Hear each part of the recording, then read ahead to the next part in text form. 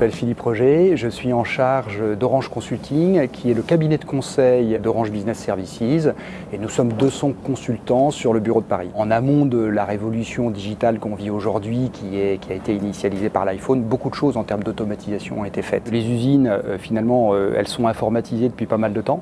Notamment les machines sont connectées. Ce qui a changé, c'est la capacité en fait de rentrer en interaction digitale avec son environnement pour un humain. Les problèmes de terrain qu'on essaie de résoudre, les gens qui les connaissent sont les gens qui vivent au quotidien dans les ateliers. Ce qu'ils ne connaissent pas en revanche forcément, c'est les approches pour arriver à designer les solutions digitales, voire même les technologies digitales. Et avec eux, on va identifier les problèmes, mettre en face un certain nombre de potentiels de solutions, les designer avec eux, faire des dessins, des schémas de comment ça marche, avant de passer à une réalisation plus technique, puis à d'époque. Pour que les gens aient envie d'utiliser les outils digitaux, il faut vraiment donner le sens de la raison pour laquelle on le fait. Donc il y a un travail sur la communication qui est très important, qui doit être sur le terrain. Toute la finesse de l'adoption en aval, ça va être de mettre à disposition un mode de formation très souple et qui s'adapte aux besoins des gens.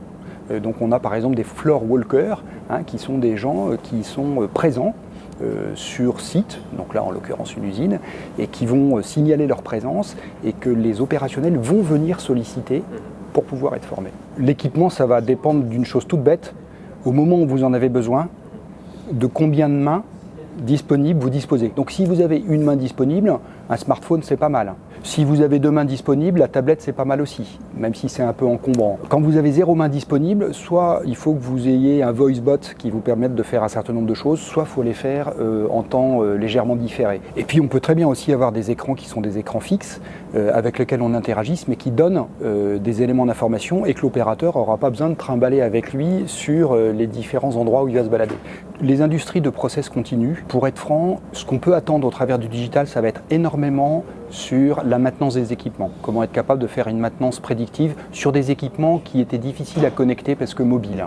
Dans l'industrie de process discret, le champ des possibles est beaucoup plus vaste. Les OEE, Overall Equipment Efficiency, ils varient entre 60, 65%, 85%.